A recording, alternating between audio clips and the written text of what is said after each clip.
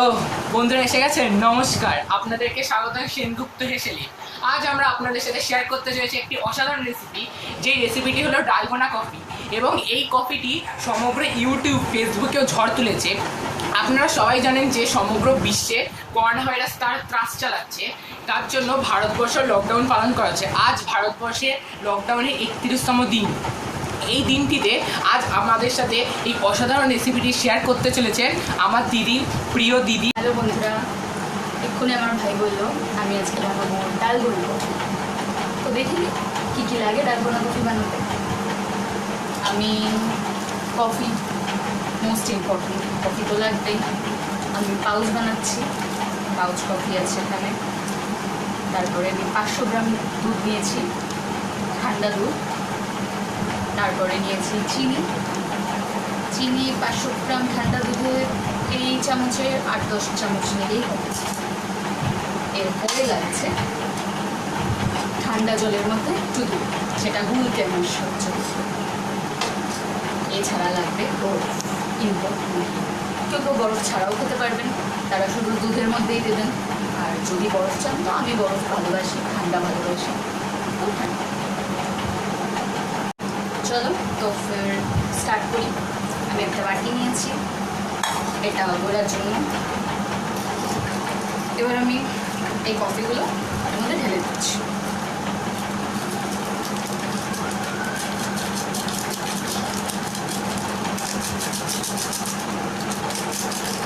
তুই শুধু ক্যামেরাই কর, আমাকে হেল্প করিস না। তো রকম বলার কি আছে, তুই চা হেল্প, আমি নিশ্চয়ই করবো। ঠিক আছে,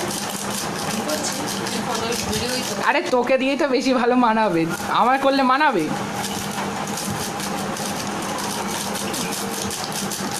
আমার ক্যামেরার উপরে আমার সেই দুষ্টু ভাইটা আছে যে এতক্ষণ ধরে আপনার মাথা খেয়েছে, তার সাথেই বলছি। চলুন, আমি এখানে 4টে কফি নিয়েছি, জিনিসটা এই হয়েছে। এরপরে আমি নেব চিনি, 1, 2, 3, 4, 5, 6, 7, 8, 7। এবার একটু এটাকে দিয়ে দেব। ঠিক আছে, কেউ কেউ মিষ্টি একটু কম পছন্দ করেন তো মিষ্টি কম দেবে। এরপরে আমি এটা অ্যাড করব।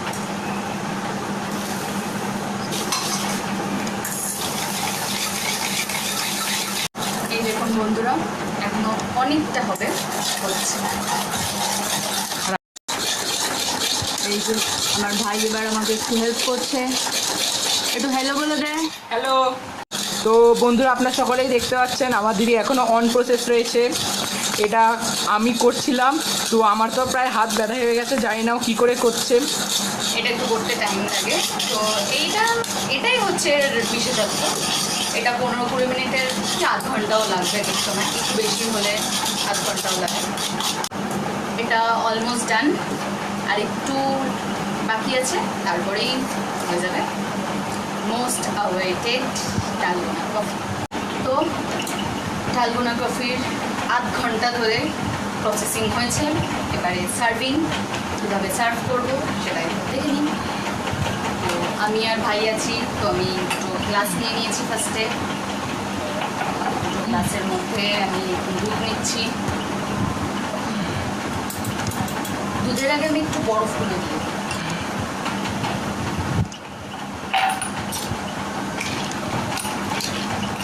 বরফগুলো অনেকক্ষণ থাকতে থাকতে ঠান্ডা হয়ে যাচ্ছে, জল হয়ে যাচ্ছে। এবার এর মধ্যে আমি দুধ দেবো।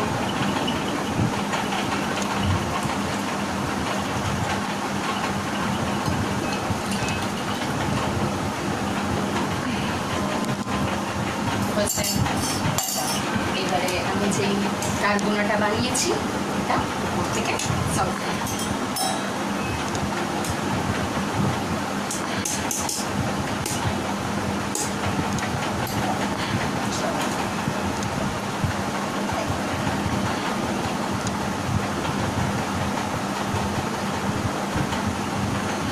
পাচ্ছ।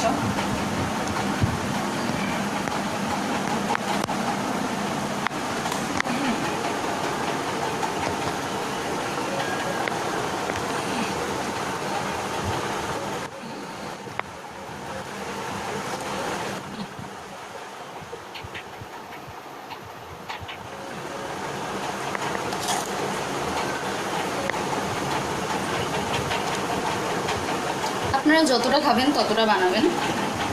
আমি ভাই মোটামুটি গ্লাসটা একটু বড়, আমি কোয়ার্টার কাপ মতো নিয়েছি। বেশি কফি ভাই যেহেতু অত করা পছন্দ করে না, আমি একটু হালকা করে বানিয়েছি, কফিটা একটু কম দিয়েছি। আপনারা চাইলে একটু কফি বেশি করলে একটু তেতো ভাবটা হলে হবে। আমি এর উপর দিয়ে একটু কফি ছড়িয়ে দিচ্ছি।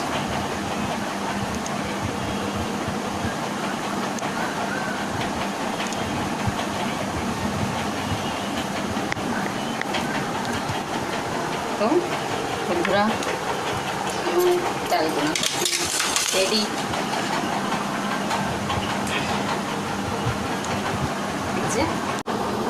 তো বন্ধুরা, আমাদের ডালগোনা কফি রেডি। এখন আমরা এটা টেস্ট করে দেখব। আপনারাও বাড়িতে চাইলে এটা বানিয়ে দেখতে পারেন। আর অবশ্যই আপনারা করোনা ভাইরাসের সঙ্গে মোকাবিলা করার জন্য বাড়িতে থাকুন, সুস্থ থাকুন এবং অবশ্যই লকডাউনকে মেনে চলুন। একদম, এটা ভাইয়ের সাথে আমারও একমত।